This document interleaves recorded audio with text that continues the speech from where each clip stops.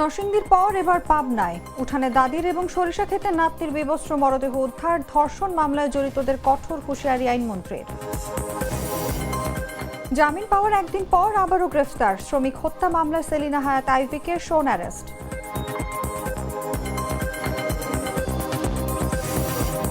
ঈদে গণপরিবহনে ভাড়া বাড়ানোর চেষ্টা করলে কঠোর ব্যবস্থার হুঁশিয়ারি সড়ক পরিবহন মন্ত্রীর। ঈদ যাত্রায় স্বস্তির প্রত্যাশা। জাটকা সংরক্ষণে 2 মাস মাছ ধরা নিষিদ্ধ। পদ্মা মেঘনায় জাল ফেললেই শাস্তি, নিষেধাজ্ঞা চলবে 30 এপ্রিল পর্যন্ত। এবং পর্যাপ্ত সার মজুত রয়েছে জানালেন কৃষি প্রতিমন্ত্রী। কৃষকদের কাছে পৌঁছে দিতে সঠিক তদারকির প্রত্যাশা।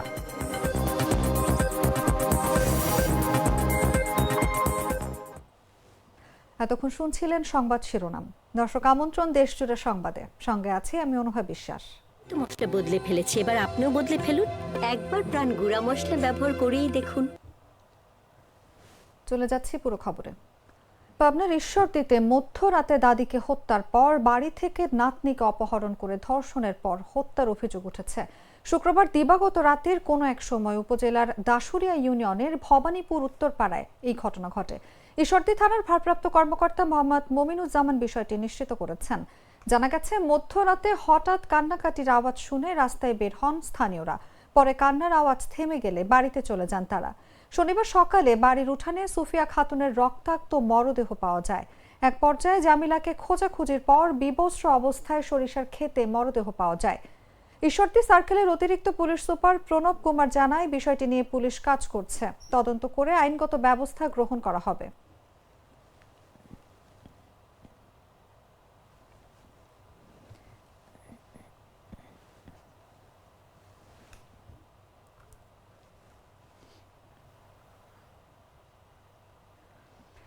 নরসিংদীর ধর্ষণ মামলায় যারা জড়িত তাদের যদি কেউ আশ্রয় দেয় তাদের শেকড় ধরে উপড়ে ফেলা হবে বলে হুঁশিয়ারি দিয়েছেন আইন বিচার ও সংসদ বিষয়ক মন্ত্রী আসাদুজ্জামান। বলেন, নরসিংদী ও ঝিনাইদহের শিশু তাবাসসুম হত্যা মামলায়ও সর্বোচ্চ অগ্রাধিকার ভিত্তিতে বিবেচনা করা হবে।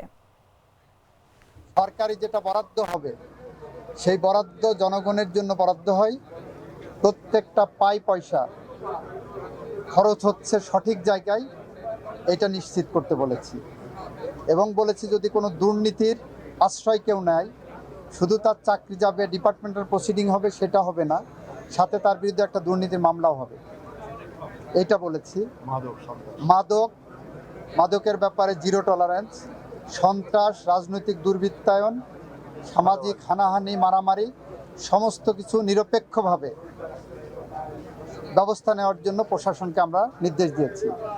কারণ গুটি কয়েক এ ধরনের মিসক্রিয়েন্টের কারণে সরকারের সব ভালো কাজের ভাবমূর্তি নষ্ট হতে পারে না। বাংলাদেশের রক্তের সিঁড়ি বেয়ে ফ্যাসিস্টদের পতন ঘটানো হয়েছে। বাংলাদেশ গণতান্ত্রিক অগ্রযাত্রায় মহাসড়কে উঠেছে। সুতরাং আইনের শাসন, ন্যায় বিচার, মানবাধিকার প্রতিষ্ঠায় আমাদের সরকার বদ্ধপরিকর এবং সেই পথ ধরে আমরা হেঁটে যাব। আমার বার্তা, এ ধরনের অপরাধ যেই করে থাকুক এবং তাদেরকে যদি কেউ শেল্টার দিতে আসে তাদেরকে সহ শিকড়। নারায়ণগঞ্জ সিটি কর্পোরেশনের সাবেক মেয়র ডাক্তার সেলিনা হায়াত আইভিকে সিদ্ধিরগঞ্জের আরও একটি হত্যা মামলায় শোন অ্যারেস্ট দেখিয়েছে পুলিশ। শুক্রবার নারায়ণগঞ্জের অতিরিক্ত পুলিশ সুপার তারেক আল মেহেদি সত্যতা নিশ্চিত করে বলেন, বৈষম্য বিরোধী ছাত্র আন্দোলনের সময় ইন্টেরিয়র মিস্ত্রি সেলিম মণ্ডল হত্যা মামলায় তাকে গ্রেফতার দেখানো হয়েছে। হাইকোর্টে 5 মামলায় জামিন পাওয়ার একদিন পর আবারও গ্রেফতার দেখানো হয়েছে নারায়ণগঞ্জের সাবেক মেয়র ও কার্যক্রম নিষিদ্ধ জেলা আওয়ামী লীগের সিনিয়র সহসভাপতি ডাক্তার সেলিনা হায়াত আইভিকে। সিদ্ধিরগঞ্জের আরও একটি হত্যা মামলায় শোন অ্যারেস্ট দেখিয়েছে পুলিশ। শুক্রবার বিষয়টি নিশ্চিত করেছেন নারায়ণগঞ্জের অতিরিক্ত পুলিশ সুপার তারেক আল মেহেদি। তিনি জানান, বর্তমানে আইভি কারাগারে থাকায় আদালতের নির্দেশে এ মামলায় শোন অ্যারেস্ট দেখানো হয়েছে। এর আগে বৃহস্পতিবার দুপুরে পুলিশ আদালতের মাধ্যমে আইভিকে এই শোন অ্যারেস্ট দেখানো হয়। সিদ্ধিরগঞ্জ থানার মামলা নম্বর 41।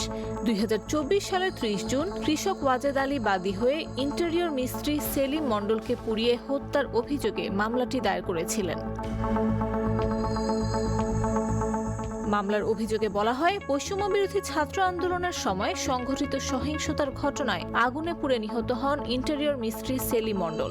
মামলাটি তদন্ত করছেন সিদ্ধিরগঞ্জ থানার উপপরিদর্শক মাসুম বিল্লাহ। তিনি এই মামলায় তদন্তের সাবেক মেয়র আইভির সম্পৃক্ততা থাকার অভিযোগে আইভিকে শোন অ্যারেস্ট দেখানোর জন্য আদালতে আবেদন করেন। বিষয়টি আদালত গ্রহণ করে আইভিকে শোন অ্যারেস্ট দেখায়।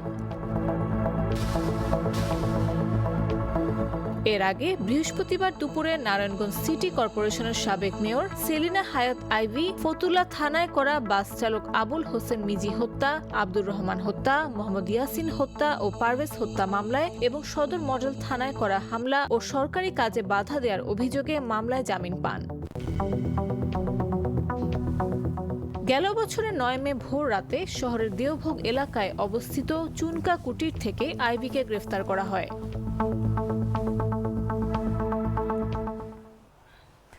আসন্ন ঈদ উল ফিতরকে সামনে রেখে পরিবহন সেক্টরে কোনো ধরনের ভাড়া বাড়ানো হবে না বলে জানিয়েছেন সড়ক পরিবহন ও সেতু মন্ত্রী শেখ রবিউল আলম। বলেন, যারা নিয়ম ভেঙে ভাড়া বাড়ানোর চেষ্টা করবে তাদের বিরুদ্ধে কঠোর আইনি ব্যবস্থা নেওয়া হবে। শনিবার বেলা 11টায় নারায়ণগঞ্জ টার্মিনালে সাংবাদিকদের প্রশ্নের জবাবে তিনি এসব কথা বলেন। যারা এইভাবে ভাড়া বাড়ানোর চেষ্টা করবে তাদের বিরুদ্ধে কঠোর ব্যবস্থা নেওয়া হবে। পরিবেশ আবার ধরেন আমাদের পানি সম্পদ মন্ত্রণালয়কে জ্ঞাত করব, আর আমাদের জায়গা থেকেও কিছু করণীয় আছে, সেগুলি আমরা এইটা দেখার পরে চিহ্নিত করবো। মন্ত্রণালয় চিহ্নিত করে আমাদের মন্ত্রণালয় থেকে যে পদক্ষেপগুলি নেওয়া দরকার ডেফিনেটলি সেটা আমরা দ্রুততম সময়ের মধ্যে। এই চাঁদাবাজির সুনির্দিষ্ট তথ্য আমরা জানতে পারলে ভালো। আমরা সবসময় এটা মনিটরিং করি, যেখানে যতটুকু ব্যত্যয় পাওয়া যায় সেটা নিবৃত্ত করার চেষ্টা আমাদের থাকে এবং আমরা স্বরাষ্ট্র মন্ত্রণালয়কে সেটা অবগত করি, কারণ এটা ফৌজদারি অপরাধ। জাটকা সংরক্ষণ ও ইলিশের উৎপাদন বৃদ্ধির লক্ষ্যে পদ্মা ও মেঘনা সহ দেশের অভয় আশ্রমগুলোতে 2 মাসের জন্য সব ধরনের মাছ ধরা নিষিদ্ধ করেছে সরকার। শনিবার মধ্যরাত থেকে শুরু হওয়া এই নিষেধাজ্ঞা চলবে 30 এপ্রিল পর্যন্ত। নিষেধাজ্ঞা কার্যকরে প্রশাসন কঠোর অবস্থানে থাকলেও আয় বন্ধ হয়ে বিপাকে পড়েছেন হাজারো জেলে। সরকারি সহায়তা পর্যাপ্ত নয় বলে দাবি তাদের। জাটকা সংরক্ষণ ও ইলিশের উৎপাদন বৃদ্ধির লক্ষ্যে পদ্মা নদী ও মেঘনা নদী সহ দেশের অভয়াশ্রমগুলোতে 2 মাসের জন্য সব ধরনের মাছ ধরা নিষিদ্ধ করেছে সরকার। শনিবার মধ্যরাত থেকে শুরু হওয়া এই নিষেধাজ্ঞা 30 এপ্রিল পর্যন্ত বলবৎ থাকবে। প্রতি বছরের মতো মার্চ এপ্রিল মাসে জাটকার নিরাপদ বিচরণ নিশ্চিত করতে কর্মসূচি বাস্তবায়ন করা হচ্ছে। এর আওতায় চাঁদপুর জেলার মতলব উত্তর উপজেলার 60 থেকে চর আলেকজান্ডার পর্যন্ত প্রায় 100 কিলোমিটার নদীপথে মাছ আহরণ, ক্রয় বিক্রয়, মজুত ও পরিবহন সম্পূর্ণ নিষিদ্ধ থাকবে। নিষেধাজ্ঞা কার্যকরে জেলা টাস্কফোর্স প্রস্তুতি সম্পন্ন করেছে। প্রশাসন ও আইন শৃঙ্খলা বাহিনী নিয়মিত অভিযান চালাবে। আইন অমান্য করলে 1 থেকে 2 বছর কারাদণ্ড বা 5,000 টাকা পর্যন্ত জরিমানার বিধান রয়েছে। নিষেধাজ্ঞায় বিপাকে পড়েছেন জেলার 40,000-এর বেশি নিবন্ধিত জেলে। সরকার 4 কিস্তিতে মোট 160 কেজি চাল সহায়তার ঘোষণা দিলেও জেলেদের দাবি সংসারের ব্যয় মেটাতে তা অপ্রতুল। অনেকেই বিকল্প আয়ের অভাবে নৌকা জাল মেরামতে সময় কাটাচ্ছেন। তার আমরা 2 মাসের ভিতরে জাল পাই না, বামুও না। তবে আমগো সরকার যে বরাদ্দটা দেয় এটা দিয়ে আমগো কোনো কিছু হয় না। ধরেন চাল দুগা দেয়, চাল দিয়ে তো আমগো বেশ কিছু চলে না, কিস্তি আছে, বাজার খরচ আছে। এনজিও ভাইদের কাছে এটাই আমাদের দাবি, যদি ওনারা যদি একটু এই 2 মাস যদি আমাদেরকে একটু এই কিস্তিটা যদি না নেয়, তাহলে কিস্তিটা যদি না নেয় ওনারা, তাইলে আমরা একটু সুন্দর মতো যেই চালটা সরকার দেয় ওই চালটা নিয়ে আমরা কোনোরকম মানে আহামরি কিছু না, এখানে দুঃখে কষ্টে আমরা ফোলা মিলিয়ে খাইতে পারবো আর কি। কর্মহারা কিস্তি মিস্তি আমরা ফেসিয়ে যাবো। যদি সরকার আম করে দেয় তাহলে আমরা পাবো, এছাড়া আর আমগো কোনো গতি নেই। জেলা প্রশাসক মোহাম্মদ নাজমুল ইসলাম সরকার বলেন, জাটকা রক্ষায় সরকার কঠোর। নির্ধারিত প্রণোদনা দেয়া হবে এবং সংশ্লিষ্ট প্রকল্পের আওতায় কিছু জেলে অতিরিক্ত খাদ্য সহায়তাও পাবেন। আমরা বিশ্বাস করি যে জেলা প্রশাসনের নির্বাহী ম্যাজিস্ট্রেট এবং বাংলাদেশ কোস্টগার্ড, নৌ পুলিশ এবং আমাদের মৎস্য বিভাগ সব মিলে আগামী 2 মাস আমরা যেটাকে বলে থাকি একটা কন্টিনিউয়াস একটা জার্নি থাকবে, যাতে করে কোনো ক্রমে আমাদের জেলে সম্প্রদায় যারা আছেন আমার সহকর্মীরা তারা যাতে কোনো ক্রমেই জাটকা ধরা প্লাস এই বিষয়ে তাদের মধ্যে কোনো অনুভূতি জাগতে না পারে। আমরা চেষ্টা করব তাদেরকে মোটিভেশন দিয়ে জাটকা নিধন বা জাটকা ধরা থেকে বিরত রাখার জন্য। পর্যাপ্ত সার মজুত রয়েছে উল্লেখ করে কৃষি, মৎস্য ও প্রাণী সম্পদ মন্ত্রণালয়ের প্রতিমন্ত্রী সুলতান সালাউদ্দিন টুকু বলেছেন, কৃষকরা যেন সঠিকভাবে সার পায় সেজন্য তারা সর্বোচ্চ তদারকির মধ্যে রেখেছেন। সার পেতে কারো কোনো অসুবিধা হবে না, পর্যাপ্ত মজুত রয়েছে। শনিবার দুপুরে খরিফ 1 মৌসুমে পাট ফসলের উৎপাদন বৃদ্ধির লক্ষ্যে কৃষি প্রণোদনা কর্মসূচির আওতায় ক্ষুদ্র, প্রান্তিক ও মাঝারি কৃষকদের মাঝে প্রধান অতিথি হিসেবে বিনামূল্যে পাট বীজ ও সার এবং কৃষি সরঞ্জাম বিতরণ শেষে সাংবাদিকদের তিনি এসব কথা বলেন। আগামী দিনে প্রান্তিক কৃষকরা যাতে সব বিষয়ে উপকার পায় সে ব্যাপারে সর্বোচ্চ পদক্ষেপ নেওয়া হবে বলেও জানান তিনি। আমরা ইতিমধ্যেই এই প্রথম আমরা সেচ যন্ত্র আমরা বিতরণ করলাম। এর পূর্বে এই ধরনের সেচ প্রকল্পের আওতায় টাঙ্গাইল সদর চরবাসী পায় নাই, এই প্রথম আমরা গ্রুপ ওয়ারি 13টি গ্রুপের আমরা বিতরণ করলাম। এবং পাট, বীজ এবং সারও কিন্তু আমরা ইতিমধ্যে বিতরণ করেছি। আমাদের পর্যাপ্ত সার মজুদ রয়েছেন এবং যথার্থভাবে যাতে কৃষকরা সঠিক দামে সার পায় সেই ব্যাপারে সর্বোচ্চ তদারকির মধ্যে আমরা রেখেছি। ইনশাল্লাহ সার পেতে কারো কোনো অসুবিধা হবে না, পর্যাপ্ত মজুদ রয়েছে। আগামী দিনে এই প্রান্তিক কৃষকরা যাতে সব বিষয়ে উপকার পায় সেই ব্যাপারে আমরা সর্বোচ্চ পদক্ষেপ নিব। সার, বীজ, কীটনাশক এই ধরনের যেই কৃষি উপকরণগুলি আছে সেই ব্যাপারেও আমরা ইনশাল্লাহ।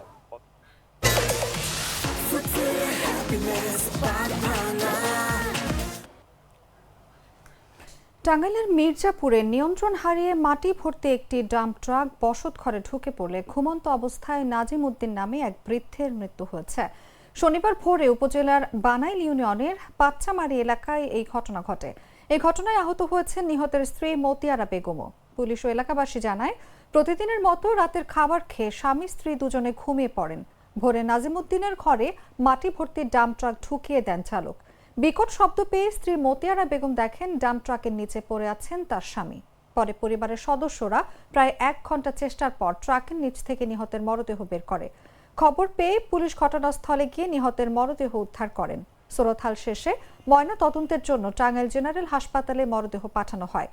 পরিবারের সদস্যদের অভিযোগ করেন, চালক নেশাগ্রস্ত হয়ে মাটি ভর্তি ডাম্প ট্রাক ঘরের ভেতরে ঢুকিয়ে দেন। তারা মাটি কাটা বন্ধ, ট্রাক চালক সহ মাটি ব্যবসায়ীদের শাস্তির দাবি জানান। এই বিষয়ে মির্জাপুর থানায় এসআই রাহাদুজ্জামান আকন্দ বলেন, পরিবারের অভিযোগের ভিত্তিতে আইনগত ব্যবস্থা গ্রহণ করা হবে। দুধার চকলেটে একাকার হয়ে ওঠা প্রাণ লেয়ার সম্পর্কের মিষ্টি ম্যাজিক।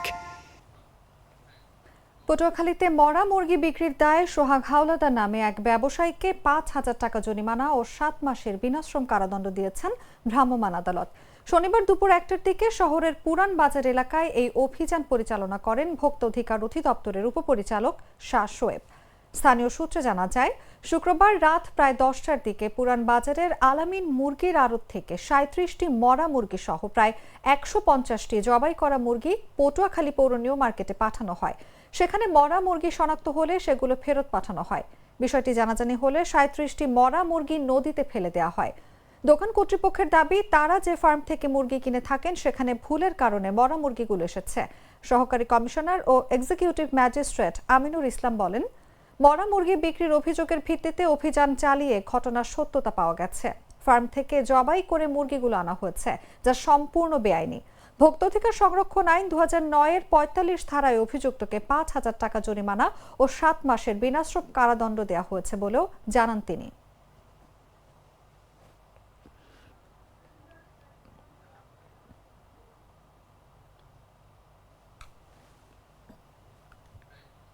সংবাদ শেষ করার আগে শিরোনামগুলো জানিয়ে দিচ্ছি আরো একবার।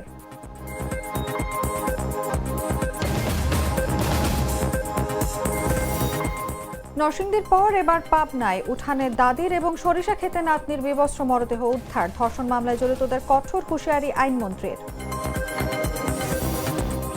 জামিন পাওয়ার একদিন পর আবারও গ্রেফতার। শ্রমিক হত্যা মামলায় সেলিনা হায়াত আইভিকে সোন অ্যারেস্ট।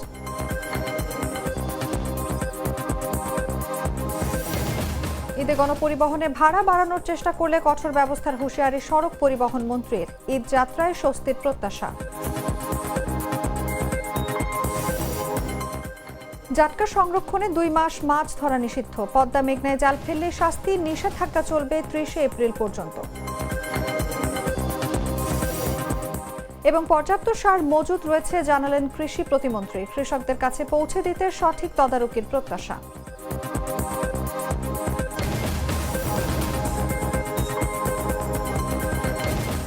দর্শক, এই ছিল এখনকার মতো।